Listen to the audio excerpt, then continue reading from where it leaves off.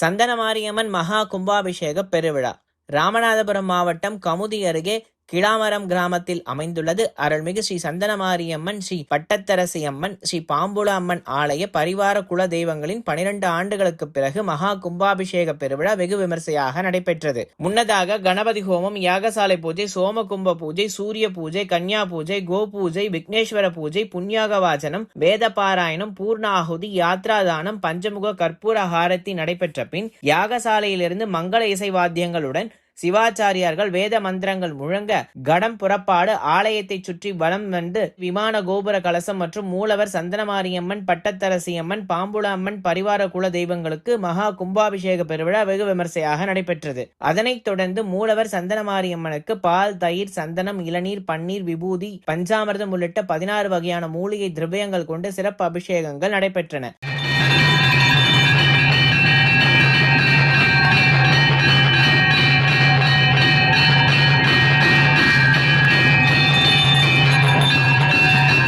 சந்தனமாரியம்மனுக்கு வெள்ளி கிரீடம் அணிவிக்கப்பட்டு சந்தன காப்பு அலங்காரத்தில் பக்தர்களுக்கு காட்சியளித்தார். கும்பாபிஷேக விழாவில் கிளாமரம், ராமசாமிப்பட்டி, கமுதி, நீராவி, கரிசல் குளம் உள்ளிட்ட சுற்றுவட்டாரத்திலிருந்து பல்வேறு கிராமங்களிலிருந்தும் ஆயிரக்கணக்கான பக்தர்கள் பங்கேற்றனர். பக்தர்கள் அனைவருக்கும் அன்னதானம் வழங்கப்பட்டது. கும்பாபிஷேக நிகழ்ச்சிக்கான ஏற்பாடுகளை திருப்பணி கமிட்டியினர் மற்றும் ராஜ கமலத்து நாயக்கர் உறவின் முறை நிர்வாகிகள் செய்திருந்தனர்.